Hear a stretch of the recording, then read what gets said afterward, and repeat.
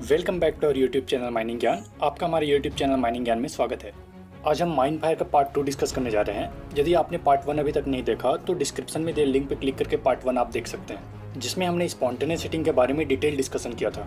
आज की इस वीडियो में हम डिस्कस करेंगे रेगुलेशन 134 आग रोकने के लिए सामान्य सावधानियां, रेगुलेशन 135 आग की रोकथाम के लिए सरफेस पर सावधानियां और रेगुलेशन 136 आग रोकने के लिए अंडरग्राउंड माइन में सावधानियां। इन तीनों रेगुलेशंस का हर एक point exam point of view से, खासकर ओरल एग्जाम के पॉइंट ऑफ व्यू से बहुत इंपॉर्टेंट है। तो रेगुलेशन 134, 135 और 136 जानने के लिए वीडियो लास्ट तक देखिए। और यदि आपने हमारे चैनल को अभी तक सब्सक्राइब नहीं किया तो सब्सक्राइब करके बेल आइकन को प्रेस कर देंगे, जिससे आपको हमारे लेटेस्ट वीडियो का अपडेट सबसे पहले मिलती रहे। तो चलिए अब देर न करते हुए अपना माइनिंग ज्ञान और बढ़ाते हैं।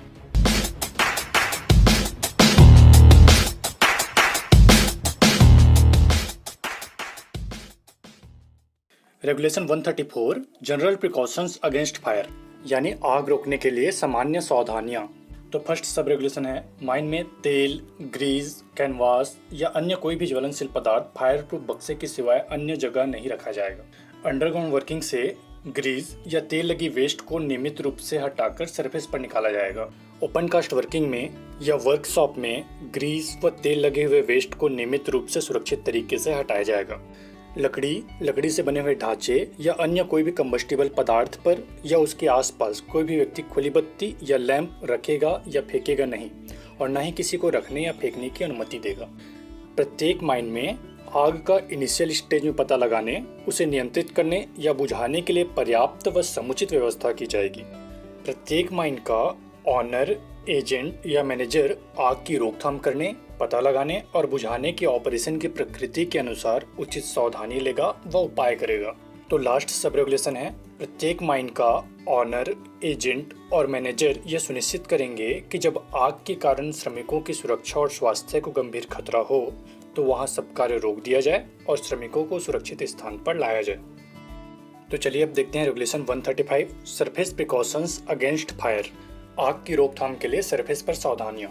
तो सब रेगुलेशन 1 है, माइन के प्रवेश मार्गों के 10 मीटर के अंदर सब सरफेस स्ट्रक्चर और सपोर्ट फायर प्रूफ पदार्थ के बने होंगे, परंतु सिंकिंग शाफ्ट के ऊपर टेम्पररी स्ट्रक्चर, सपोर्ट और शाफ्ट के कवरिंग में लगे लकड़ी के उच्च ढक्कन पर यह सब रेगुलेशन लागू नहीं होगा जो वाइंडिंग रोप के कैपल द्वारा ऊपर नीचे किया जाता है। माइन के प्रवेश मार्ग जो भूमिगत भाग से प्रभावी रूप से सील नहीं किए गए हैं के 15 मीटर के अंदर कोई भी सेल या कार्बनिक पदार्थ जमा या ढेर नहीं किया जाएगा, जैसे सूखे पत्ते या सूखे पेड़ पौधे इकट्ठे होने या रहने नहीं दिए जाएंगे। और कोई भी ऐसा कंबस्टिबल मटेरियल नहीं रखा जाएगा जिसका अगले 24 घंटे के अंदर जरूरत नहीं है। ऐसी दूरी के अंदर कोई भी ज्वलनशील पदार्थ नहीं रखा जाएगा, परंतु यह सब रेगुलेशन माइन से निकले हुए कोयले को माइन के प्रवेश द्वार के नजदीक डंप करने यानी ढेर करने की मनाही नहीं करता। ओपन कास्ट खानों में और कोयला निकालने से धसी हुई जमीन पर से झाड़ जंगल को उखाड़कर साफ कर दिया जाएगा। सूखे पत्ते और सूखे पेड़ पौधों को जितना भी जरूरी हो उतने समयांतर पर हटाया जाएगा।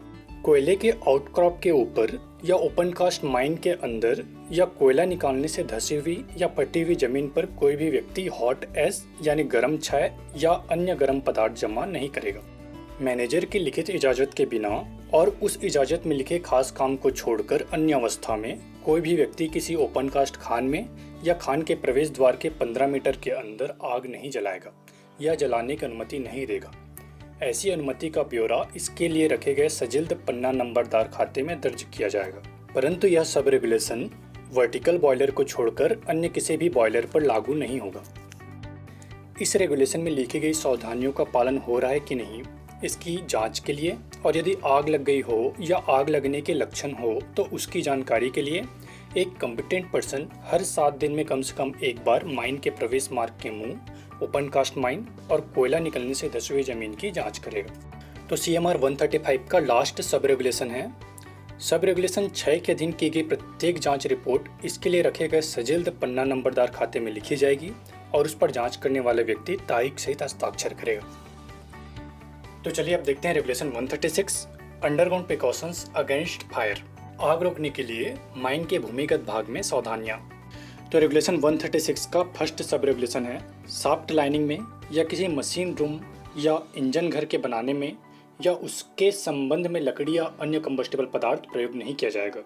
अंडरग्राउंड माइन में वुड कटिंग्स छोड़ा नहीं जाएगा, वह नियमित रूप से प्रत्येक शिफ्ट के अंत पे सरफेस पर निकाला जाएगा। कोई भी व्यक्ति अंडरग्राउंड माइन के किसी भी भाग में ना आग लगाएगा और ना ही आग लगाने की इजाजत देगा, परंतु फर्स्ट या सेकंड डिग्री गैसीय सीम में फ्लेम या इलेक्ट्रिक वेल्डिंग या रिपेयरिंग का सामान मैनेजर के लिखित आदेश से प्रयोग किया जा सकेगा। ऐसे आदेश में यह लिखा होगा कि वह सामान किस व्यक्ति के चार्ज में रहेगा। ऐसे व्यक्ति का यह कर्तव्य होगा कि काम खत्म होने पर वह सामान को भूमिगत भाग से सरफेस पर लाए। डिग्री 3 गैसीय सीम में फ्लेम या इलेक्ट्रिक वेल्डिंग या रिपेयरिंग का सामान अंडरग्राउंड माइन में रीजनल इंस्पेक्टर के पूर्व लिखित अनुमति प्राप्त करके ही वह उसमें लिखी शर्तों पर ही काम में लिया जा सकेगा।